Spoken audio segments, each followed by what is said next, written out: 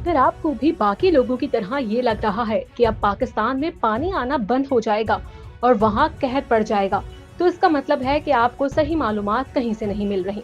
India का Indus water treaty को मुअत्तल करने का मतलब ये नहीं कि पानी का भाव फौरन पाकिस्तान की तरफ बंद हो जाएगा। इसका मतलब ये है कि इंडिया 1960 में दस्तखत होने वाले इंडस वाटर ट्रीटी के तहत किए गए वादे पूरे नहीं करेगा। मिसाल के तौर पर इंडिया बगैर बताए पानी छोड़ सकता है, पाकिस्तान के साथ पानी के बहाव का डेटा शेयर करना बंद कर सकता है या वेस्टर्न दरियाओं पर डैम्स बनाना शुरू कर सकता है। पहले इंडिया को इन दरियाओं का पानी इस्तेमाल करने की हद थी, लेकिन अब वो जैसे चाहे वैसे इस्तेमाल कर सकता है। जहाँ तक पानी को रोकने की बात है, तो वो इतना आसान नहीं, क्योंकि फिलहाल इंडिया के पास ऐसा इंफ्रास्ट्रक्चर मौजूद नहीं जो इंडस रिवर का पानी पाकिस्तान जाने से रोक सके या इसे अपने इस्तेमाल के लिए मोड़ सके।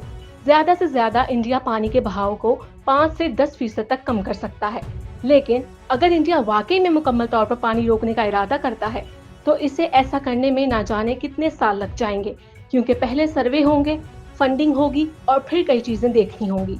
तो अगर आपको भी लगता है कि अब पाकिस्तान में पानी आना बंद हो जाएगा, तो एक बार फिर सोचें, हकीकत कुछ और है।